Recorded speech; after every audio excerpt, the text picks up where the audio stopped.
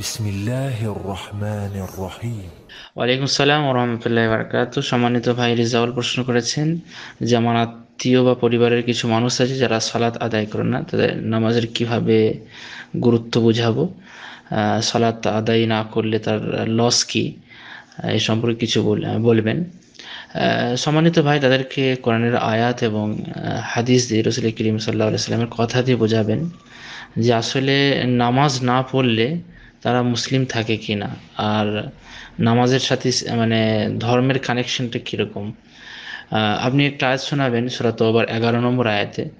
যেমন সূরা তওবার 11 নম্বর আয়াতে আল্লাহ তাবারক ওয়া তাআলা বলেছেন, ফাইন তাবু ওয়া আকামু সালাতা ওয়া আতাউ যাকাতা ফা ইখওয়ানুকুম ফিদ-দীন ওয়া নুফাসসিলুল আয়াতি লিকওমি ইয়ালামুন।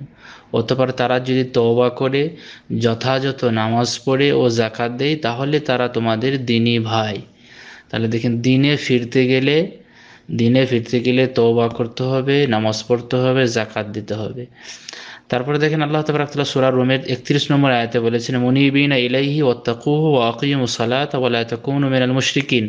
তোমরা বিশুদ্ধ চিত্তে তার অভিমুখী হও, আল্লাহ তাবারক ওয়া তাআলার অভিমুখী হও, তাকে ভয় করো, যথাযথভাবে নামাজ পড়ো এবং যারা মুশরিক, যারা অংশীবাদী তাদের অন্তর্ভুক্ত হইও না। তাহলে দেখেন, নামাজ না পড়া মানে মুশরিকদের অন্তর্ভুক্ত হওয়া। রাসূল করিম সাল্লাল্লাহু আলাইহি ওয়াসাল্লাম হাদিসগুলোতে আরও আমরা ক্লিয়ার হয়ে যায়। যেমন আপনি মুসলিমের 82 নম্বর হাদিসে পাবেন, রাসূল করিম সাল্লাল্লাহু আলাইহি ওয়াসাল্লাম বলেছেন, ইন্না বাইনা রাজুল ওয়া বাইনা শিরক ওয়াল কুফরি তারকুস সালাহ। যে মানুষ ও কুফরির মধ্যে পর্দা হলো নামাজ ত্যাগ করা। তাহলে দেখেন, কুফরি ও মানুষের মধ্যে কিংবা এটা বলতে পারেন মুসলমান এবং নন মুসলমানের মধ্যে পার্থক্য হচ্ছে নামাজ। তারপরে আবার আসুন হাদিসে রাসূল করিম সাল্লাল্লাহু আলাইহি ওয়াসাল্লাম আরও বলেছেন, তিরমিজির 2621 নম্বরে। হাদিসের আরও অন্যান্য বই আছে, আল আহাদুল্লাযী বাইনানা ওয়া বাইনাহুম আস-সালাহ ফামান তারাকাহা ফাকাদ কাফার। যে চুক্তি আমাদের মাঝে ও কাফেরদের মাঝে বিদ্যমান তা হচ্ছে নামাজ পড়া, অতএব যে নামাজ ত্যাগ করে সে নিশ্চয়ই কাফের হয়ে যাবে। রাসূল করিম সাল্লাল্লাহু আলাইহি সাল্লামের আরও হাদিস আমরা জানি। আপনার মুআজ বিন জাবাল রাদিয়াল্লাহু তাআলা আনহুর হাদিস আছে, যেটা আপনি সহিহ তারগীবের 569 নম্বরে পাবেন। রাসূল করিম সাল্লাল্লাহু আলাইহি সাল্লামকে যখন এক সাহাবী এসে বলেন, হে আল্লাহর রাসূল, আল্লিমনি আমালান ইযা আনা আমিলতু দাখালতুল জান্নাহ। হে আল্লাহর রাসূল, আমাকে এমন কিছু এমন আমল শিখিয়ে দেন যা করলে আমি জান্নাতে প্রবেশ করব। রাসূল করিম সাল্লাল্লাহু আলাইহি সাল্লাম বলেন, লা তুশরিক বিল্লাহি শাইয়ান ওয়া ইন উযযিবতা ওয়া হুররিকতা। তুমি আল্লাহর সাথে কাউকে শরিক করো না, অংশী করো না। যদি তোমাকে এই ব্যাপারে শাস্তি দেওয়া হয়, অর্থাৎ জ্বালিয়ে দেওয়া হয়, পুড়িয়ে দেওয়া হয়, তাও তুমি শিরিক করো না। ওয়া আতিউ ওয়ালিদাইকা ওয়া ইন আখরাজাকা মিন মালিক ওয়া মিন কুল্লি শাইইন হুয়া লাক। আর পিতামাতার অনুগত্য করো, যদিও তারা তোমাকে তোমার ধনসম্পদ এবং সমস্ত কিছু থেকে দূরে করে দেয়। আর ওয়ালা তাতরুকি সালাতা মুতাআম্মিদান, জেনে শুনে ইচ্ছাকৃতভাবে নামাজ ত্যাগ করো না। কারণ ফাইন্নাহু মান তারাকা সালাতা মুতাআম্মিদান ফাকাদ বারিয়াত মিনহু যিম্মাতুল্লাহ। যে ব্যক্তি ইচ্ছাকৃতভাবে নামাজ ত্যাগ করে মানে তারপর থেকে আল্লাহর দায়িত্ব, সমস্ত রকম দায়িত্ব উঠে যায়।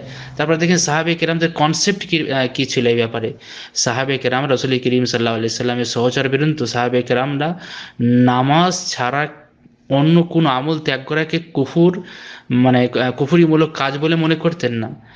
যেমন আপনি তিরমিজির 2622 নম্বর একটি হাদিস পাবেন, আব্দুল্লাহ বিন শাকিক আল ওকাইলি উনি বলছেন, কান আসহাবু মুহাম্মাদিন সাল্লাল্লাহু আলাইহি সাল্লাম লা ইয়ারাউনা শাইয়্যান মিনাল আমাল তারকুহু কুফরুন গায়রুস সালাহ। মানে এই নামাজ ত্যাগ করাকে তারা কুফর মনে করতেন, আর যারা নামাজ পড়তেন না তাদেরকে কাফের ভাবতেন। ইবনে মাসউদ থেকে বর্ণিত আছে, উনি বলছেন, মান তারাকা সালাতা ফালা দীনা লাহু। যে ব্যক্তি নামাজ ত্যাগ করে তার দ্বীনই নেই। তারপর আবু দারদা রাদিয়াল্লাহু তাআলা আনহু বলছেন, লা ঈমান লিমান লা সালাতা লাহু ওয়া লা সালাতা লিমান লা উযু লাহু। যার নামাজ নেই তার ঈমান নেই, আর যার ওযু নেই তার নামাজ নেই। এভাবে আছে। অনেকেই মনে করে যে আমি তো ভালো আমল করি, ভালো আমলের দ্বারাতে হয়তো আল্লাহ তাবারক তাআলা আমাকে জান্নাত দিতে পারেন। যতই ভালো আমল করা যাক দুনিয়া পর্যন্ত ঠিক হতে পারে, কিন্তু নামাজ যদি না থাকে তাহলে সেই ভালো কাজটা কিয়ামতের দিনে কোনো কাজে আসবে না। আপনার সহিহ তারগীবের 276 নম্বর একটি হাদিস আছে, আব্দুল্লাহ বিন কারত রাদিয়াল্লাহু তাআলা আনহু বলছেন যে রাসূল করিম সাল্লাল্লাহু আলাইহি ওয়াসাল্লাম বলেছেন, আউয়ালু মা ইউহাসাবু আলাইহিল আবদু ইয়াওমাল কিয়ামাহ আস-সালাহ ফাইন সালাহাত সালাহা সাইরু আমালিহি ওয়া ইন ফাসাদাত ফাসাদা সাইরু আমালিহি। কিয়ামতের দিনে বান্দার নিকট থেকে মানে সর্বপ্রথম যে আমলের হিসাব নেওয়া হবে তা হলো নামাজ। সুতরাং তা সঠিক হলে, তা যদি সঠিক হয় তাহলে অন্য অন্য আমল সঠিক হবে।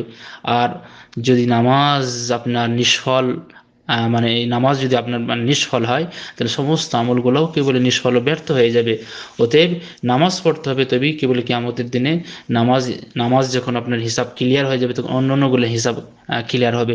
এমনকি রসুল করিম সাল্লাল্লাহু আলাইহি সাল্লামের ওসিয়ত দেখুন, রসুল করিম সাল্লাল্লাহু আলাইহি সাল্লাম বাচ্চাদেরকে কীভাবে মানে ওসিয়ত করতে হবে।